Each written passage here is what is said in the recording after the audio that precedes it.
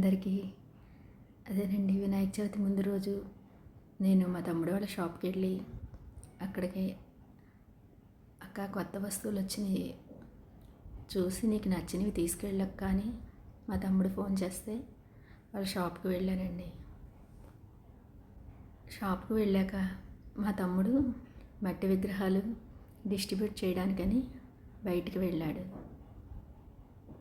ఈలోపు మా మేనల్లుడు షాప్లో ఉంటే నేను మా బాబు మా తమ్ముడు వాళ్ళ షాప్ వెంకటేశ్వర సిల్వర్స్ అని చెప్పాను కదండి, హోల్సేల్ షాప్ అండి అది. చక్కగా అక్కడ ఏ వెండి వస్తువు తీసుకున్నా తరుగు మజూర్లు లేకుండా వాళ్ళు మనకి ఇస్తారు. మా మేనల్లుడు నేను షాపులోకి వెళ్ళగానే చక్కగా లేచి నిలబడి మాట్లాడాడండి. ఒక విషయం నేను అబ్జర్వ్ చేస్తాను, వాడు నేను ఎప్పుడు వెళ్ళినా క్యాష్ పెట్టి దగ్గర ఉన్న చైర్లో కూర్చుంటే కనుక చక్కగా లెగిసి అత్తయ్య వచ్చింది కదా అని ఎంతో ఆప్యాయంగా మాట్లాడతాడు. ఆ సంస్కారం నాకు చాలా నచ్చుతుందండి. అదే కదండి మనం పిల్లలకి నేర్పించేది. మా తమ్ముడు మా మరదలు చక్కగా వాడిని అంత సంస్కారంగా పెంచారు అనిపించిందండి. మా ఇంట్లో మా అక్క చెల్లెల పిల్లలు కానీ ఎవరైనా సరే ఇలా ఎంతో చక్కగా ఎదుటి వారితో చాలా చక్కగా మర్యాదగా మాట్లాడతారు. అలాగే నేను మా తమ్ముడు వాళ్ళ షాప్కి వెళ్ళినప్పుడు వాడికి స్వీట్ కానీ పళ్ళు కానీ తీసుకెళ్తాను. అలా ఎందుకులే అని చెప్పి బాదం పౌడర్ తీసుకెళ్ళాను. అది ఇవ్వగానే అత్తయ్య ఇది పాలల్లో వేసుకుని తాగాలి కదా అని అడిగాడు. అని అంటే అబ్బా నా వీడియో బాదం పౌడర్ వీడియో ఉంది కదా, అది ఎంత శ్రద్ధగా చూస్తున్నాడు అనిపించిందండి. అలాగే మా అత్తయ్యకి ఏం కావాలో అన్నీ చక్కగా చూపించండి అని వర్కర్స్ వాళ్ళ స్టాఫ్తో చెప్తే వాళ్ళన్నీ చక్కగా నాకు ఈ విధంగా చూపించారు. వినాయక వ్రత పుస్తకము అలాగే నవ విగ్రహాలు తెచ్చాను కదండి. ఇంతకీ నేను షాప్కి డైలీ పెట్టే కుందులు కొంచెం బ్రేక్ వచ్చినాయి అని చెప్పి అవి ఇచ్చి 2 కుందులు తెచ్చుకున్నాను. అలాగే వినాయక వ్రత పుస్తకము, వెండి పత్రి, ఇలా గొడుగు, నవవిగ్రహాలను కూడా తెచ్చుకుని మీకు డెకరేషన్ చూపించాను కదండి. అలాగే చిన్న పాలవెల్లి ఉందండి, చాలా బాగా నచ్చింది. మరుసటి రోజు అవన్నీ తీసుకుని మీకు వీడియోలో చూపించడం జరిగింది. మరుసటి రోజు నేను తయారు చేసుకున్న లిక్విడ్తో వెండి వస్తువులు పూజా మందిరాన్ని ఎలా శుభ్రం చేసుకున్నానో ఇప్పుడు మీకు చూపిస్తాను. మొదట మనం 1 లీటర్ నీళ్లు పొయ్యి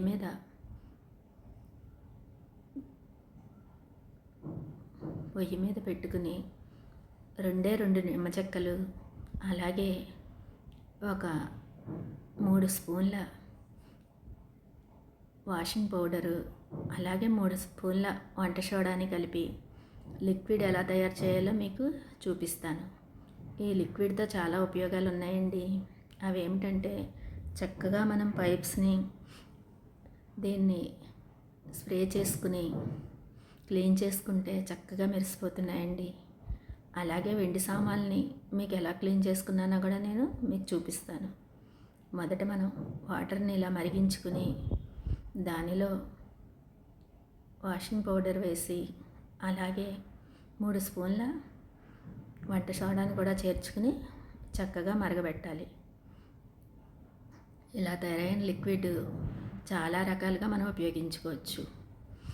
వెండి సామాన్లను క్లీనింగ్ చేసుకోవచ్చు, అలాగే మనం టైల్స్కి స్ప్రే చేసుకుని చక్కగా తుడుచుకుంటే మెలమెల మెరిసిపోతున్నాయండి. అవన్నీ కూడా మీకు నేను ఎలా క్లీన్ చేశానో ఇంకొక వీడియోలో చూపిస్తాను.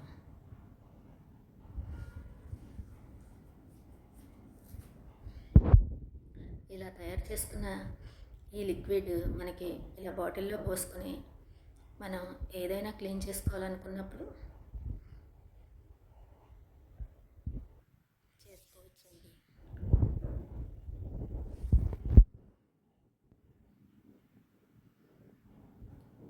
ఇప్పుడు పూజా మందిరాన్ని నేను ఎప్పుడు అమావాస్య వెళ్ళిన మరుసటి రోజు శుభ్రం చేసుకుంటాను. ఆ పద్ధతి మా అమ్మగారు నాకు నేర్పించారండి, మాకు నేర్పించారు. అదే మేము ఎప్పుడూ పాటిస్తాము. అలా కాకపోతే ఎవరింట్లో పద్ధతి వాళ్ళు పాటించవచ్చండి. మా అమ్మగారి ఇంట్లో పద్ధతి నేను చెప్పాను అంతేనండి. చక్కగా ఆ లిక్విడ్ని కొంచెం వేసి ఇంకొంచెం వాటర్ చేర్చి ఇలా క్లాత్ని ముంచి చక్కగా తుడిస్తే మరకలన్నీ చక్కగా పోతున్నాయి.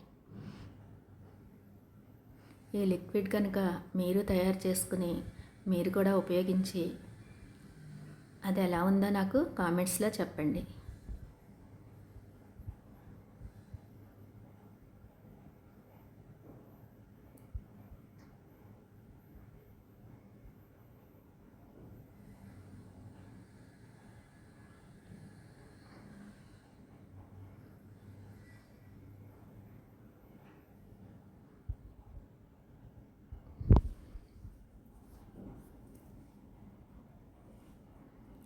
ఇలాగ 15 రోజులకు కానీ నెల రోజులకు కానీ కొంచెం క్లాత్ తడిపి పైన తుడుచుకుంటే చక్కగా ఏ వస్తువు అయినా మనకి మెరుస్తూ కనపడుతుంది.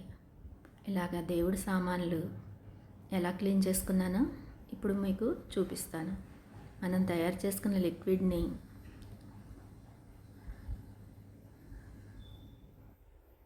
ఒక బౌల్లో వేసి కాసేపు వాటిని నానబెట్టాలండి. మొదటగా నేను బౌల్ పెట్టి అందులో ఆ లిక్విడ్ కొంచెం చేర్చి ఆ విగ్రహాలన్నీ అందులో వేశాను. ఈలోపు నానుతూ ఉండగా దేవుడి మందిరాన్ని శుభ్రం చేసుకుని వచ్చాను. ఈ విగ్రహాలన్నీ పోత విగ్రహాలు అంటారండి. చాలా వెయిట్ ఉంటాయి. అవి నేను వెండి కేజీ 36,000 ఉన్నప్పుడు నేను విగ్రహాలు తీసుకున్నానండి. అప్పుడు అవి 3,000 చిల్లర ఎంతో పడ్డాయి. ఇప్పుడు వెండి రేట్ ఎంత ఉందో మీకు తెలుసు కదండి. మా తమ్ముడు వాళ్ళు షాప్ పెట్టిన కాడి నుంచి అక్క నీకు ఏది నచ్చితే అది తీసుకోవే అంటాడు.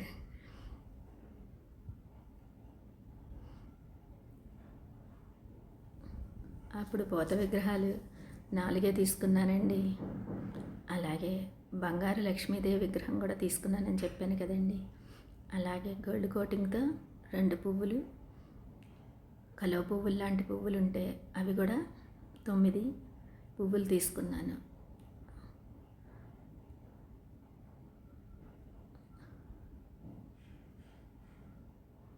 ఇలా లిక్విడ్ వేసిన వాటర్లో మనం ఈ విగ్రహాలన్నీ చక్కగా నానబెట్టుకోవాలి.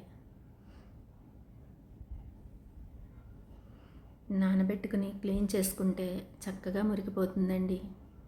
చక్కగా కొత్త వాటిలా మెరిసిపోతాయి. మీరు కూడా ట్రై చేసి నాకు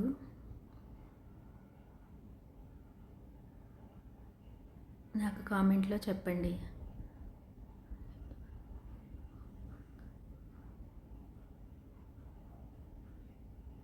ఈ వీడియోని చూస్తున్న ప్రతి ఒక్కళ్ళు లైక్, కామెంట్, షేర్ చేయడం మాత్రం మర్చిపోవద్దు. నా ఛానల్ చూస్తున్న ప్రతి ఒక్కరూ సబ్స్క్రైబ్ చేసుకుంటే నేను పెట్టే ఫర్దర్ పోస్ట్స్ అన్నీ మీకు రీచ్ అవుతాయండి.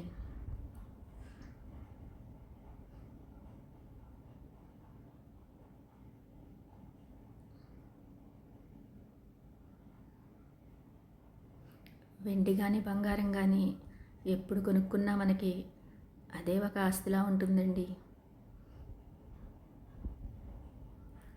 ఇలా వెండి సామాన్లన్నీ శుభ్రం చేసుకుని దేవుడికి గంధం పెట్టి కుంకుమ దిద్ది ఈ గంధాన్ని కూడా నేను చక్కగా రోజ్ వాటర్ వేసి అలాగే మేము 8 పుష్కరాలకి వెళ్ళడం జరిగిందండి. దానికి మేము 8 పుష్కరాల వాటర్ని ఒక చిన్న బౌల్లో ఒక క్యారేజీలో వేసుకుని దాంట్లో కొంచెం నీరు చేర్చుకుని ఆ నీటినే ఉపయోగిస్తాను పూజకు కానీ దేనికైనా. ఆ వాటర్ని కలిపి చక్కగా గంధాన్ని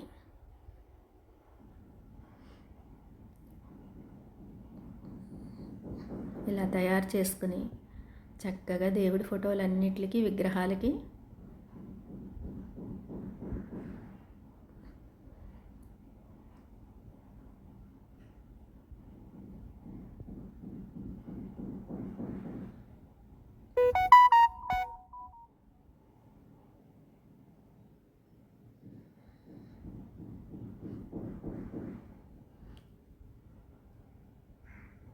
విగ్రహాలన్నిటికీ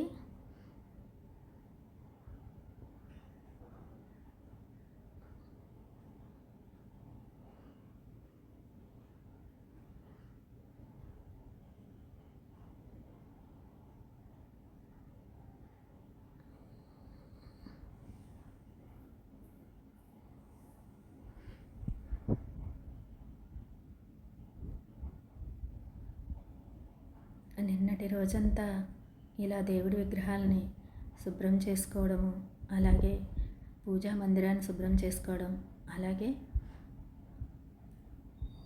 దేవుడిని చక్కగా అలంకరించుకుని నా పూజ ముగించుకునేసరికి చాలా టైం పట్టిందండి.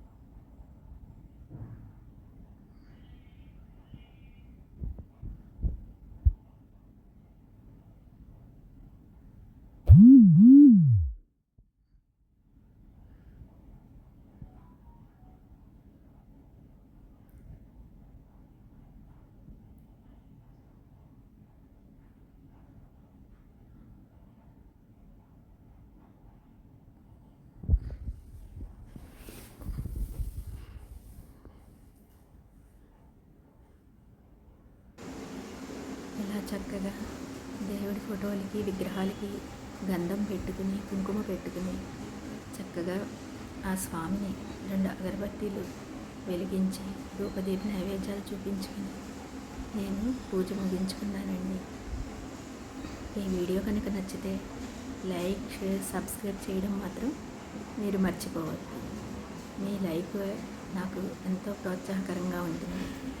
కొత్త కుందులు కొన్నానన్నాను కదండి, అవి ఎప్పుడైనా వెండి వస్తువులు కొత్తవి తెస్తే వాళ్ళలో నేను ముంచి వాటిని శుభ్రపరిచి అప్పుడు వాడతానండి.